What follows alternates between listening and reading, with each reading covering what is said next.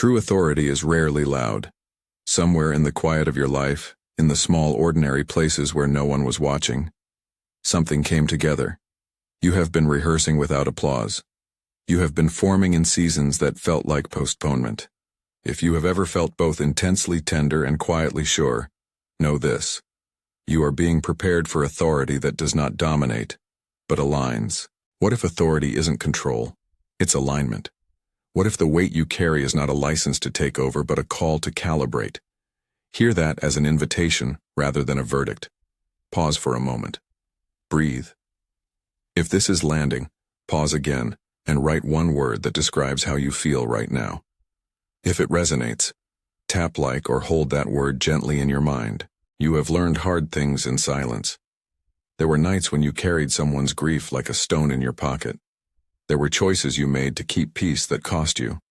There were times you stepped back and watched the slow work of mending, thinking your passivity was weakness. Those seasons were not wasted.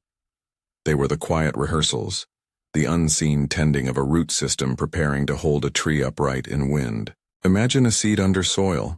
It does not thrust itself into the light by force. It gathers strength, it calculates pressure, it waits for the right chemistry of season and moisture. You are like that seed. The delays were not penalties. The detours were not punishments. They were calibration. They taught you how to wait without losing your center, how to listen without needing an immediate answer, how to carry sensitivity without being shattered by it. Sensitivity has been misread as fragility. In truth, your empathic nature is a gift of perception. You feel weather before it arrives. You detect the subtle shifts in a room, the unspoken question on a friend's face, the tremor in a decision before it becomes a crisis. That is not evidence of weakness, it is evidence of presence. But presence without practices becomes exhaustion. You metabolize life inwardly. You process other people's pain the way some people process sunlight. You need intervals to recalibrate. Rest in your vocation is not indulgence. Rest is stewardship. Authority, redefined, looks nothing like loud commands or imposed outcomes.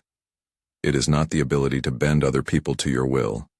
It is the capacity to carry influence that harmonizes with what the divine is doing. Alignment is a posture. It tunes you to the frequency of timing rather than the rhythm of urgency. Alignment listens. Alignment holds. Alignment does not coerce. Control says, I will ensure the outcome. Alignment says, I will be faithful to my place and trust that God is at work in the outcome. Control tightens, micromanages, and often springs from fear. Alignment steadies, releases, and often springs from trust. When you lead from alignment, people feel safe rather than controlled. They come willingly into the space you hold because they sense integrity, not performance. You who bear muscles of mercy, practice small disciplines that ground alignment. Begin with stillness as a habit rather than a luxury. Make short, regular withdrawals from noise. Sit in silence with the intention of listening rather than solving. Breathe with purpose. Name your edges privately. Where does your responsibility begin and where does it end? Ask the questions that keep you honest. Is this mine to carry? Am I being invited to act or to witness? If the answer is witness, steward your presence. If the answer is to act, act from clarity rather than compulsion. Boundaries are not rejection, they are fidelity. To your call, to those you love, to the voice that instructs you. Saying no is sometimes the most faithful yes. When you refuse to take ownership of other people's outcomes, you honor their freedom to choose, and you preserve the integrity of your stewardship. Stewardship means you offer resources, time, prayer, counsel, without assuming control over the results. Your responsibility is obedience to the instruction you receive. The result belongs to God and to the other person's free will. There will be temptation to rescue. You will feel an acute desire to fix what is breaking, to press solutions like bandages over every wound. That impulse comes from compassion, yes, but it can slip into savior work, doing for others what they must do for themselves. The line between love and domination is often thin. Notice your motives. When action arises from anxiety, wait. When action rises from alignment with the divine prompt and with clear discernment, move. This is not a formula that guarantees outcomes. It is a posture that guards your soul and honors the dignity of others. Practices that cultivate alignment are simple and steady. Keep a rhythm of withdrawal and return. Let silence recalibrate your nervous system. Keep Sabbath-shaped moments, not necessarily a day, but a discipline. Times where you stop consuming and begin receiving. Learn to notice the internal temperature of your own heart before you attempt to lower the fever in someone else's. Develop a short liturgy of discernment. Breathe. Name the felt sense. Ask the core questions. Wait for a soft yes or no.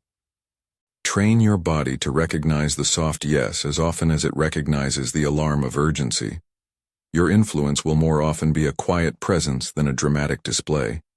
Think of a lighthouse not as a weapon, but as a signal. It does not shove ships into port. It gives them a point to aim toward. That is the nature of aligned authority.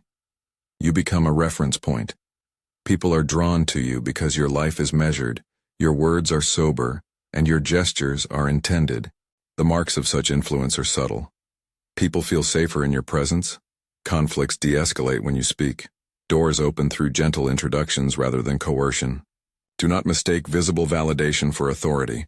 A title, a crowd, or applause can mimic authority without substance.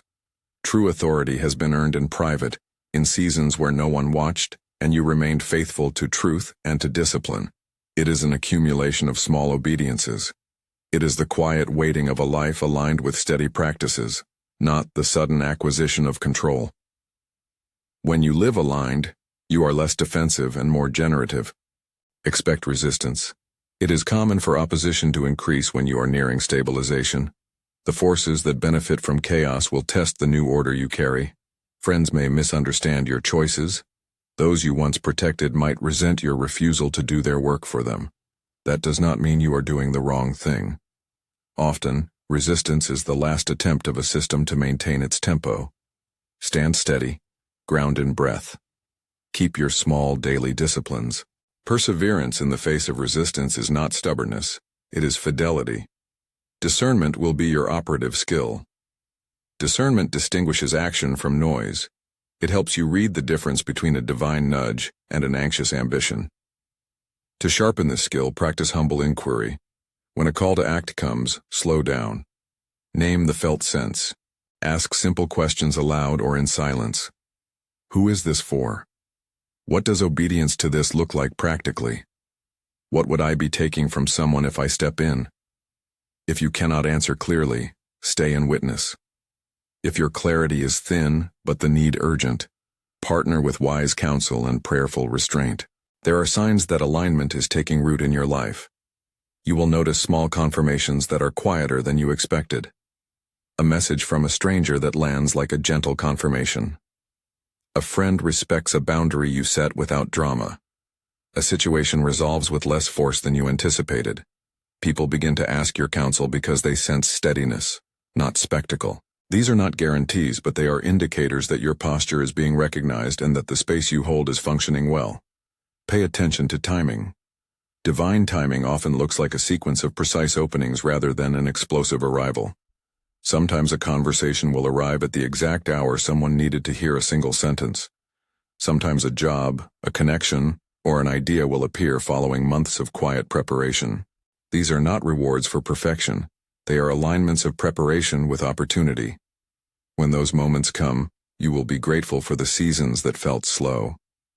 You will see how the work done in waiting prepares you to steward the moment without rushing it. Guard against two errors: pride and paralysis. Pride says the authority is yours to wield. It forgets the gifts, the training, the refinement, and the source that entrusted you. Pride makes control appealing. When pride rises, name it and return to humility. Humility reorients you to stewardship rather than ownership. Paralysis, on the other hand, arises from fear of making the wrong move, fear of failure. Paralysis mistakes caution for protection. Discernment lives between the two. It is the practiced ability to move when called and to wait when called. Remember, the people you serve retain their agency.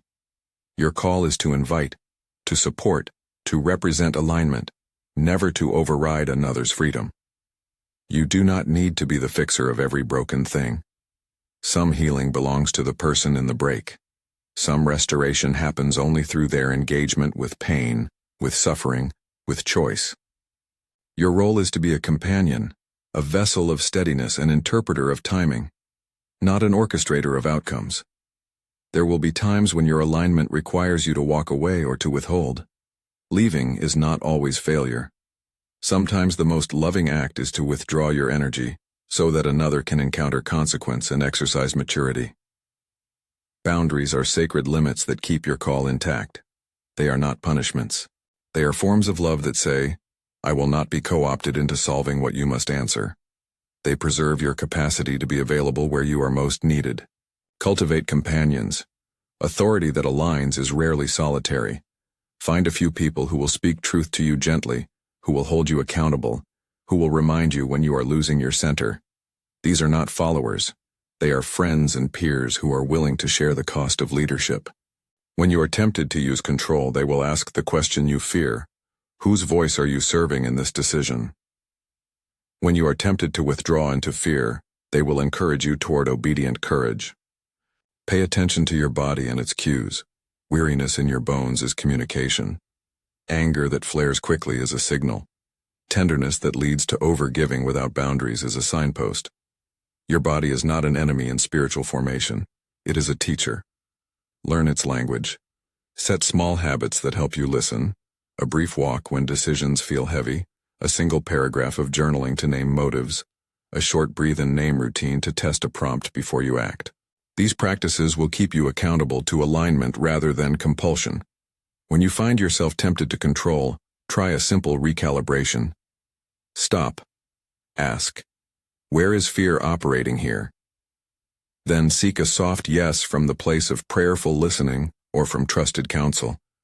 If the answer is not clear, steward the space by doing what is steady. Pray, wait, set a small boundary.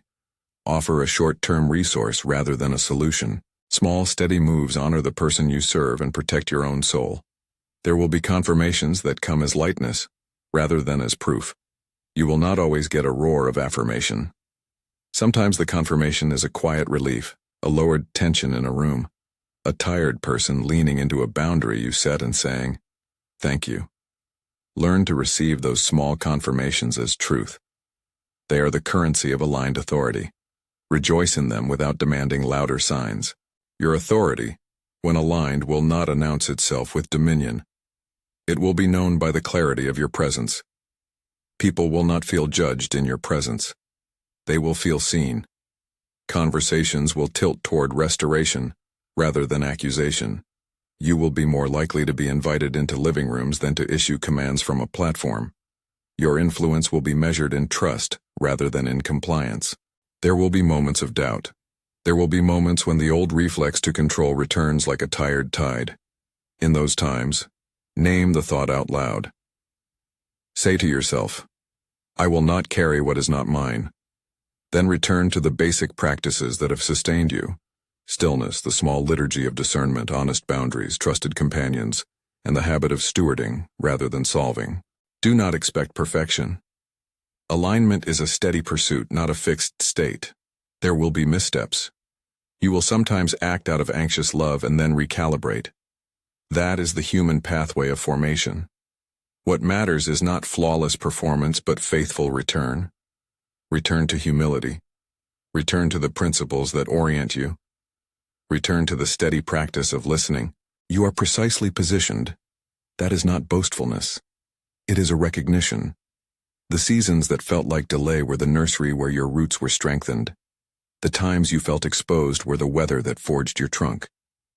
The softly earned authority you carry now is a resource for the people you touch. Use it with tenderness. Use it with restraint. Use it with the fidelity of a servant who has been entrusted with a lamp and a simple instruction. Keep it shining in the night. As you move forward, remember these simple landmarks. Cultivate rest as a discipline. Practice boundaries as fidelity. Ask the discerning questions before you act. Seek wise companions. And measure success by faithfulness, not by control. Authority that is alignment does not demand. It invites. It does not seize outcomes. It stewards spaces. It does not silence others. It offers a safe frequency to which people can attune. Finally, receive this benediction. You are not late. You are exactly where preparation meets a prompt. Move gently. Speak with humility. Hold with firmness when needed, and release when asked. Breathe into the truth that your authority grows in quiet faithfulness and that your influence will be most potent when it is aligned, rather than controlling. If this message landed with you, consider sharing one short way you will choose alignment today. One word, one boundary, one small rhythm, in the comments. Or save this reflection to revisit when the noise grows loud. Let us keep company as we learn to lead in the quiet power of alignment,